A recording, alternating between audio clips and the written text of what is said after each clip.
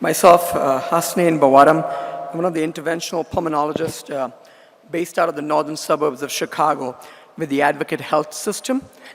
I trained interventional and robotics at University of California, San Francisco, came back home, which is Midwest and Chicago, to set up the practice there. I'm here to talk on TNM 9 because this recent survey showed that the international nomenclature for TNM 9 was still not adapted since its release in mid-2024 and hoping to have adaptability by early 2025. My initial talk was on lung cancer screening and staging updates, but we had several eminent speakers speak a lot about lung cancer screening, especially in the Asian subcontinent, which is more relevant here to you all. So I decided to trim my talk from the lung cancer screening standpoint, still speaking about lung cancer screening, but focusing mainly on staging and the TNM 9 classification that was just released by the ISLC.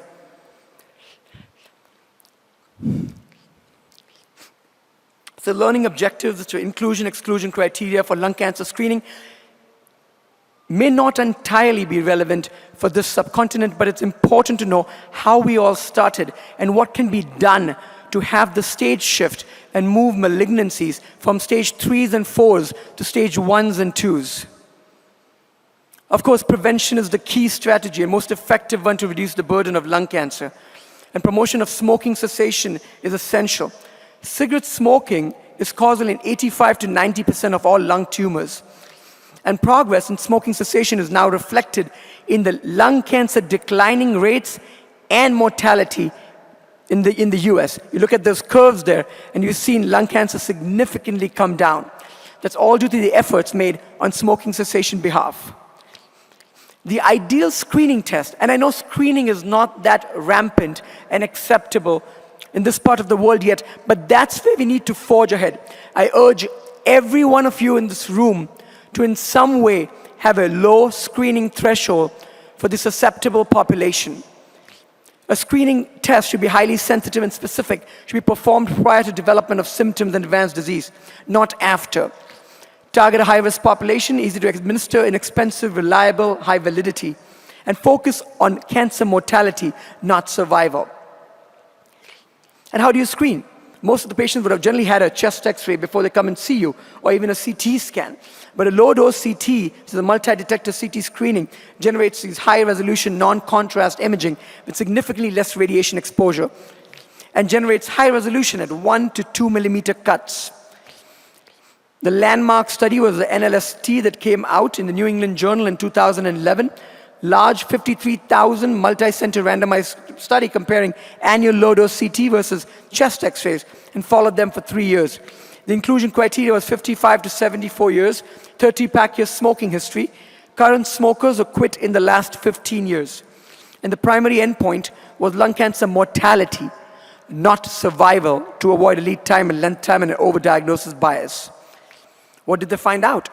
24% nodule detection rate in the low-dose CT group, but 96% of them were false positives. And 11% of them had some kind of invasiveness leading to some kind of a biopsy, a staging, a surgery inadvertently.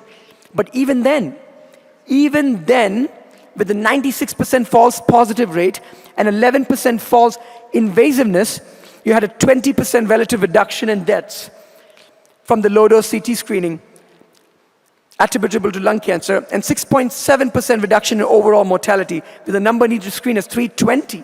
That's amazing. 320 screens to save one life. Then was a very similar Nelson trial with low-dose CT versus no screening. What did they find? Lung cancer mortality benefit there, no change in all-cause mortality, and the nodule volume had a higher discriminative power, 27 to the cubic of m. The current screening guidelines now, in the US at least, based on NLST, are 55 to 74, current smokers who have quit in the last 15 years and smoked at least 30 pack years. But the US PSTF guidelines in 2023 are a little bit more liberal with age and pack years to expand it to 50 to 80 with coverage available and 20 pack year smoking history.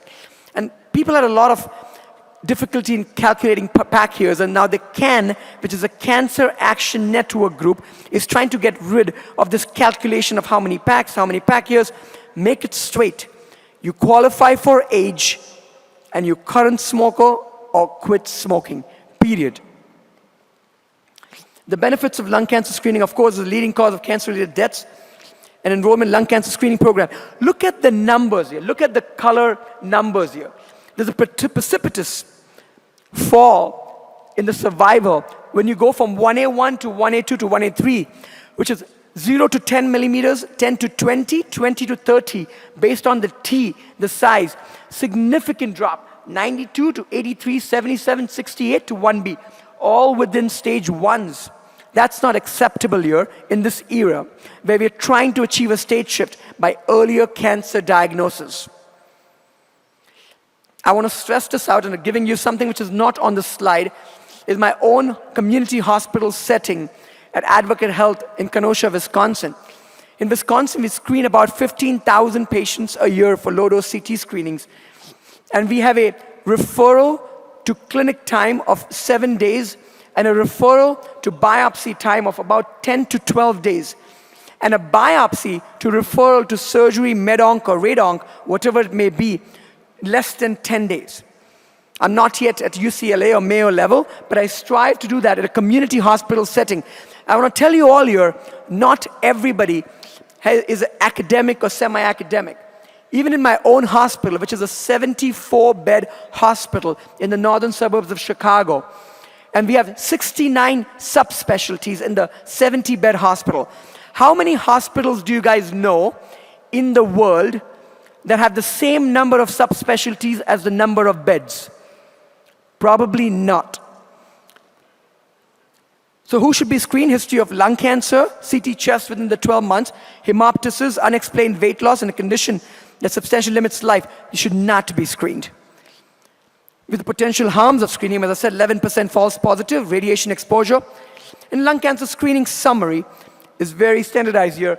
Tobacco cessation, preach, preach, preach, cessation more than anything else. Let me now move to the most important file, which is TNM 9. When someone comes to you, probably had a chest X-ray or CT scan already done, and then you have your pretest likelihood with biomarkers, your risk models, your Mayo, your Brock, or whatever model you use, and the CT feature sizes.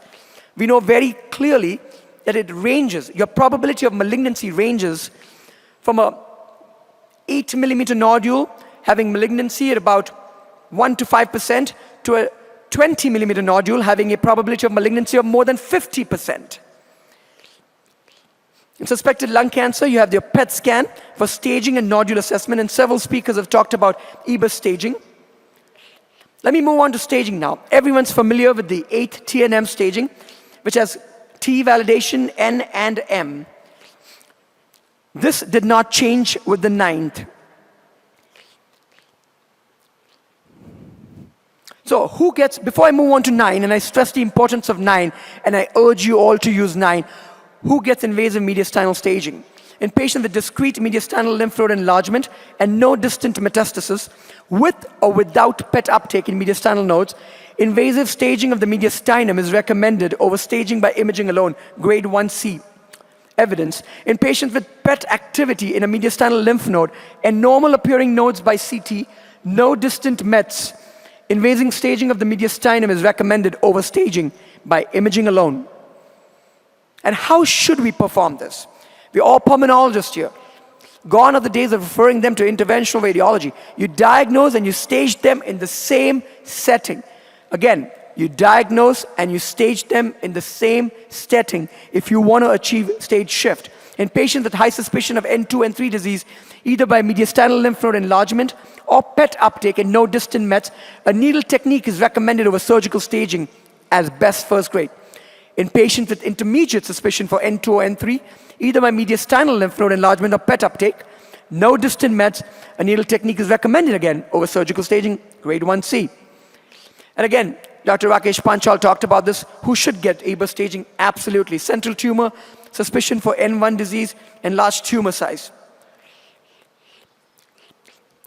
The NCCN guidelines are updated almost every year, and you can put your name and your email address on the NCCN website. It'll send you these reminders whenever there's an update there as to, hey, this has changed. So you don't even have to follow them. And the ACCP guidelines will be revised soon.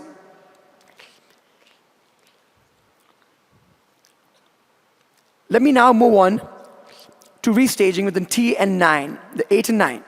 What is the difference between 8 and 9? As of January 2025, we urge everyone to start using the TNM 9. The N2 has now been split into N2A and N2B to better differentiate survival. And the M1C is now gone into M1C1 and M1C2. What was M1C originally? M1C was just multiple lesions, correct?